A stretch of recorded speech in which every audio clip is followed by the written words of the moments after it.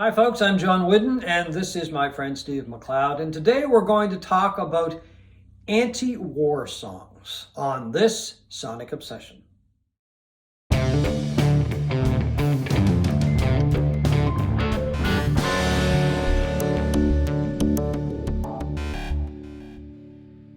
Hi folks, in light of the Russian invasion of Ukraine, we thought we would take a look back today at some of the anti-war songs that have tried to convince humanity not to go to war over the years. We're going to talk about some of the songs that are very well known and a couple that are not so well known that are anti-war songs.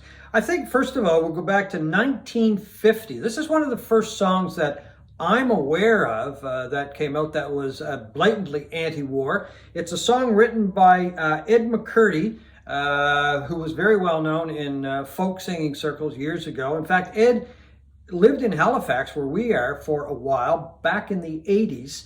The song is called Last Night I Had the Strangest Dream, and it's been covered over the years by the Weavers, Simon and Garfunkel, Kingston Trio, Joan Baez, and Johnny Cash, who actually even recorded two versions of the song. So anyway, I'm going to read just a little bit of it because he's really very straightforward in what he's saying, what he's talking about. Last night I had the strangest dream I ever dreamed before. I dreamed the world had all agreed to put an end to war. I dreamed I saw a mighty room. The room was filled with men, and the paper they were signing said they'd never fight again.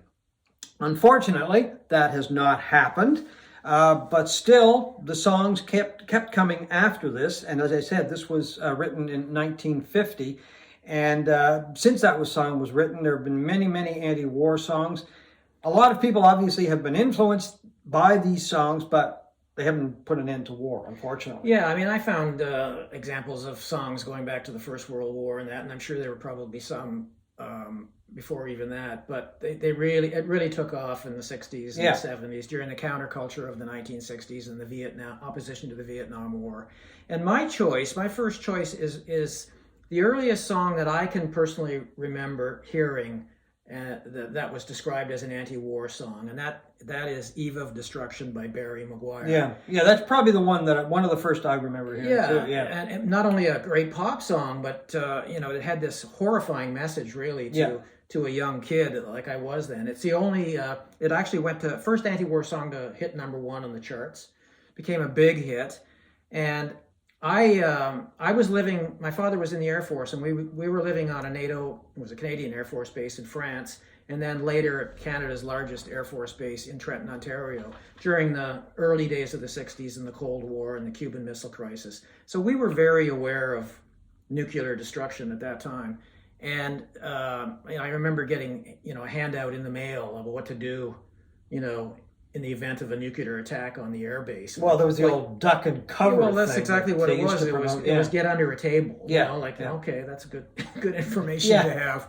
But anyway, this song really terrified me, and it raised the specter of nuclear annihilation, and it's gotten unfortunately more traction again this week with Putin making noises about going nuclear in this dispute. And I suspect, I'm not sure, but I suspect that song was written because of the Cuban Missile Crisis. I'm not sure. It was written by P.F. Sloan. Yeah. And it's been covered a number of times, but the Barry McGuire's version is the one that took off and the one everybody thinks of. One of the first songs that really hit home to me as far as anti-war protest song was "For What It's Worth" by Buffalo Springfield from 1966. The song wasn't really written as an anti-war song. It was written in light of protests in Los Angeles, but over the years it has become a rallying cry for anti-war, that kind of thing, when it comes to different protests and different movements in different parts of the world. For What It's Worth by Buffalo Springfield. But as I said, it was written about protests in curfew riots, I believe, in Los Angeles. But it has been adopted as an anti-war song over the years. And one of my favorite songs. Yeah, great song, great song. My next one is Universal Soldier by Buffy Sainte-Marie, a Canadian folk singer and Aboriginal activist who released the song in 1964, and it didn't really do a heck of a lot until Donovan got wind of it and recorded it, and it became a big international hit. Buffy Sainte-Marie's song deals with soldiers from different countries throughout history, and she names the countries and all of this stuff. And it suggests or posits the question, how could there be war if soldiers just put down their rifles and didn't follow orders given by somebody else a million miles away? A little naive, but it's an excellent song. And just think if that would happen today. If that would happen today. Well, I mean, Putin tried to get the Ukrainians to do the same, and Zelensky is, telling the Russians to do the same. So yeah. I guess it's a tactic that hasn't worked ever in history, I don't think, and probably won't work today, unfortunately. Idealistic, but definitely naive. Probably. Yeah, but if it did happen, it sure would save a lot of grief, that's for sure, and a lot of destruction. Yeah. The next song I'm going to talk about is Wooden Ships, and still keep with the Crosby, Stills, and Nash group. This is a song that was written once again by Stephen Stills with some help from David Crosby and Paul Kantner of the Jefferson Airplane. The Jefferson Airplane recorded the song on its album Volunteers. Crosby, Stills, and Nash put it out on the Crosby, Stills, and Nash album before Jefferson Airplane. They both did the song at Woodstock, which is kind of interesting. Different arrangements, I guess, but they both did it. The lyrics, it's basically talking about survivors of a nuclear holocaust, and the two sides have annihilated each other, but there are some survivors, of course. Just a couple of lyrics from the song. I can see by your coat, my friend, you're from the other side. There's just one thing I got to know. Can you tell me, please, who won? Say, can I have some of your purple berries? Yes, I've been eating them for 6 or 7 weeks now. Haven't gotten sick once. Probably keep us both alive. Wooden Ships by Crosby, Stills, and Nash, and Jefferson Airplane. This next song had a big impression on me when I was a preteen, or came out in 1967. I Feel Like I'm Fixin' to Die Rag by Country Joe and the Fish. Made even more famous during Woodstock. They performed that amongst another song that, well, it wasn't a song, it was the Fish Cheer, the F-U-C-K chant. I mean, it was one of the best, to me, it was one of the best songs that came out of the Vietnam anti-war protests. It was darkly humorous, but also had a bouncy, sort of catchy sing-along quality to it that made it fun, even though it wasn't, the subject matter wasn't fun. Yeah. One of the choruses, and it's 1, 2, 3, 4, what are we fighting for? Don't ask me, I don't give a damn. Next stop is Vietnam. And it's 5, 6, 7, 8, open up the pearly gates. Well, there ain't no time to wonder why. Whoopee, we're all gonna die. So it was kind of funny and very effective at the same time. Yeah, and it's one of those songs it stuck around too. I mean, Country Joe and the Fish, I believe, broke up years ago, but you still hear of the song, people making reference to it, as of course we are today. Yep. And I'm going to move along to, better get Neil Young in here. Yes. Because he's done a lot of anti-war songs and protest songs over the years. The one that's probably the best known is Keep On Rockin' in the Free World. It was inspired by the demonstrations in China back in the 80s. And it was released several months before the Berlin Wall came down. And because of its chorus, which of course just repeats the phrase, keep on rockin' in the free world, it became an anthem for the fall of the Iron Curtain. So, I mean, that was obviously an anti-war cry to bring down the Iron Curtain and, relieve the possibility of any kind of war between the Soviet Union and the West and the countries that were under the sphere of the Soviet Union. Fortunately, the wall did come down, but right now we're really kind of back at a new, I don't want to say Cold War because there's actually weapons being fired. But anyway, Rockin' in the Free World, I'm sure, is going to pop up over the next little while. And I'll just throw this in quickly, another Neil Young album, a whole anti-war album that came out in 2006, Living with War. It was Young's take on the Iraq War. launched by George W. Bush Jr. in the 2000s. I can't even remember. I can't remember the exact year. But he remarked that he was waiting for young artists to pick up the mantle and do an anti-war, protest songs over this war, and nobody did, so he felt like he had to do it, and this is it. There's a whole bunch of other songs that we really don't have the time to go into in depth, but I'm just going to mention a few of them before we move along here. Anti-war songs.